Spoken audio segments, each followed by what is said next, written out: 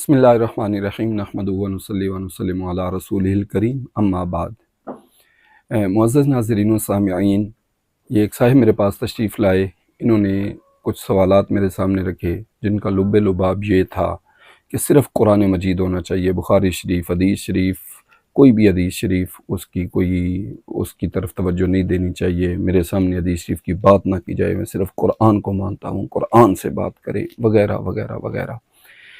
تو میں چند باتیں عرض کیے دیتا ہوں۔ انہوں نے کچھ مجھے میسیجز بھی دکھائیے، ان کی طرف تو میں نے کوئی لمبی چوڑی توجہ نہیں دی، نہ ان کو پڑھا، وہ سرسری سی ایک نظر دوڑائی، جیسے پتہ چل رہا تھا کہ کوئی بیچارہ سادہ آدمی ہے اور کچھ لوگوں کے نرغے میں آ چکا ہے اور اس کو اندازہ بھی نہیں ہے، اور وہ اپنی طرف سے بڑی نیکی سمجھ کے لوگوں کو اپنی طرف بلا رہا ہے اور بڑا محبت برا پرکشش انداز اختیار کر کے وہ گمراہی کی دعوت دے رہا ہے نادانستہ۔ میں سمجھتا ہوں کہ شاید اس بیچارے کو خود سمجھ نہیں ہے اور کہ میں یہ کیا کر رہا ہوں، تو وہ گمراہی کی دعوت دے رہا ہے نادانستہ۔ اللہ پاک اس کے پر حق واضح کرے اور اس کو یہ فہم عطا فرمائے کہ اس کو کوئی غلط فہمی ہو چکی ہے۔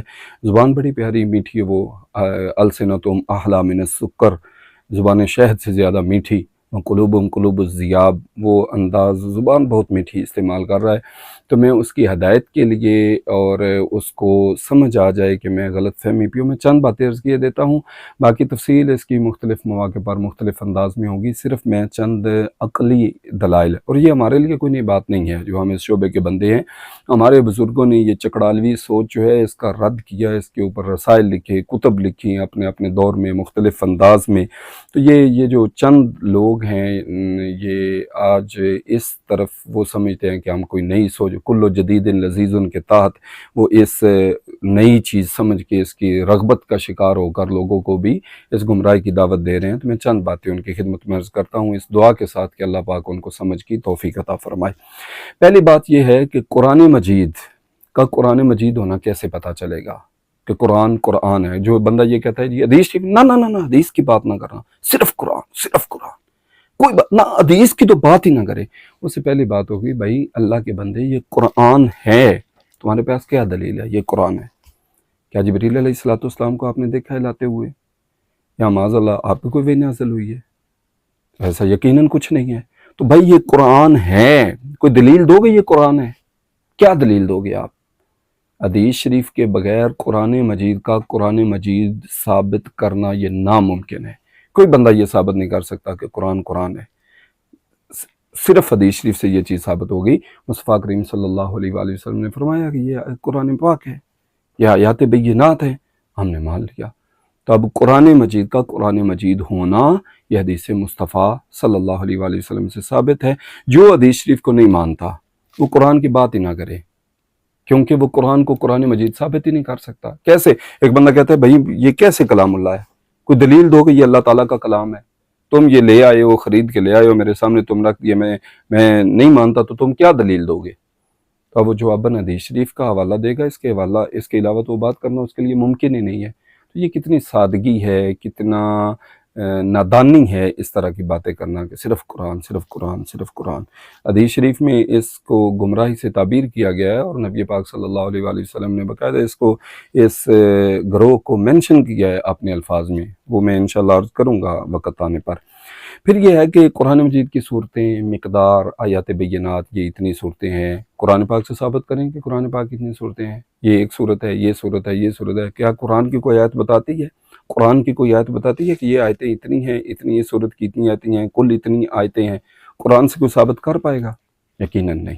اسی طرح قرآن مجید میں جگہ جگہ پر ہے اقیموا الصلاۃ وآتوا الزکاۃ، اس طرح حج کے بارے میں ذکر ہے، اب نماز قائم کرو، یہ تو ہے قرآن مجید میں، لیکن کتنی رکعتیں پڑھنی ہیں، کب پڑھنی ہیں، اور کس انداز میں پڑھنی ہے، کہاں پر ثنا پڑھی جائے گی، کہاں پہ درود شریف پڑھا جائے گا، کہاں پہ اتحیات بیٹھنا ہے، کب اتحیات پڑھا جائے گا، کیا اتحیات پڑھا جائے گا۔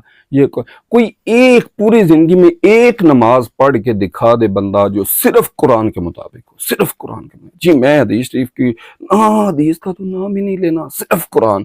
اچھا بھائی قرآن کے مطابق ایک نماز پڑھ کے دکھا دو، ممکن ہی نہیں ہے ایک نماز پڑھنا، وما خلقت الجن والانس الا لیعبدون، جنہوں نے عبادت کے لیے جن و انس کو پیدا کیا۔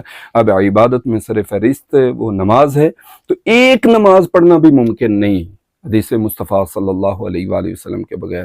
تو کتنی نادانی ہے بھائی، کتنے سادہ ہیں آپ لوگ، اور کتنی غلط جگہ کی دعوت آپ دے رہے ہیں، اور غلط جگہ پہ کھڑے ہو کر وہ آپ لوگوں کو اپنی طرف کھینچنے کی حوالے سے کوشاں ہیں۔ لاکھوں مسائل ایسے، اس طرح زکوٰۃ کے لے لیں، زکوٰۃ سال کے دوران اگر مال میں اضافہ ہوتا ہے اس کا کیا حکم ہوگا، کیا شرائط کیا ہیں، کیا کیا انداز اختیار کیا جائے گا، کیا قرآن مجید سے یہ بیان کر پائے گا ساری چیزیں؟ یقیناً نہیں۔ حج احرام کیسے باندھنا ہے، مختلف حج کے افعال ہیں، کب کس طرح ہوگا، عمرہ اس کی ڈیٹیل قرآن پاک سے یقیناً نہیں بیان کر پائے گا۔ لاکھوں مسائل ہیں دین کے جن پہ عمل حدیث شریف کے بغیر ممکن نہیں ہے۔ یہ میرے کو چند سوالات ہیں، ان میں سے ایک یہ سمجھ لیا جائے۔ اس طرح قرآن پاک یضل بھی کثیرا ویہدی بھی کثیرا، قرآن مجید سے تو گمراہ بھی ہوتے ہیں لوگ، ہدایت بھی پاتے ہیں۔ کونوا مع الصادقین، جب سچوں کے قدموں میں آتا ہے بندہ تو پھر جا کر وہ ہدایت نصیب ہوتی ہے، ورنہ صرف قرآن والے کو سمجھ لینا چاہیے کہ انداز کیا ہے۔ پھر الیوم اکملت لکم دینکم، تمہارے لیے میں آج دین مکمل کر دیا، دین مکمل ہے۔ اب دین سارے کا سارا دین، جس کو دین کہا جاتا ہے، معاشرہ میں رائج ہے، جس کو دین کہا جاتا ہے، سارے کا سارا کوئی بندہ قرآن سے ثابت کرے، یقیناً نہیں کر سکتا۔ اس طرح وضو کا ذکر ہے قرآن پاک میں، لیکن وضو کن چیزوں کے ساتھ ختم ہوتا ہے، یہ قرآن مجید سے نکال کے دکھائے بندہ۔ اس طرح نماز جنازہ پڑھتے ہیں ہم، اب نماز جنازہ کس انداز میں پڑھی جائے گی، کیا پڑھا جائے گا، کفن کیسے دیا جائے گا، دفن کیسے کیا جائے گا، وغیرہ وغیرہ، یہ چیزیں نکالے قرآن پاک سے، قرآن مجید سے نکال کے دکھائے، یقیناً نہیں دکھا سکتا۔ اسی طرح سارق جو چور کرنے والا مرد ہے، چوری کرنے والا یا عورت ہے، اس کا ہاتھ کاٹا جائے گا۔ اب ید کا اطلاق قرآن عربی میں، عربی لغت میں کہاں سے کہاں تک ہوتا ہے؟ اب یہ فیصلہ کرے ہاتھ کا کہاں سے کٹے گا، تو یقیناً یہ فیصلہ نہیں کر سکتا۔ پھر یہ ہے کہ کتنی مقدار میں کٹے گا، اور کیا ایک دانہ چرانے والا اور ایک ارب چرانے والا دونوں برابر ہیں، دونوں کا ایک حکم ہوگا، اور ایک دفعہ چوری کی تو کیا حکم ہوگا، دوسری دفعہ چوری کی تو کیا حکم ہوگا، یہ ساری چیزیں کیا قرآن مجید سے بیان کر لے گا؟ اسی طرح جانوروں کی حرمت کا ذکر قرآن پاک میں چند جانوروں کا ذکر ہے، باقی کتے کے حرام ہونے کا ذکر قرآن پاک سے دکھا دے، نہیں دکھا پائے گا۔ گدھے کے حرام ہونے کا ذکر قرآن پاک سے دکھا دے، نہیں دکھا پائے گا۔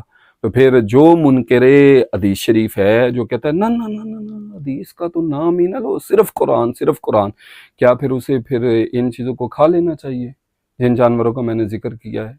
ان کو کھا لینا چاہیے، کیونکہ قرآن پاک میں تو ان کی حرمت کا ذکر موجود نہیں ہے۔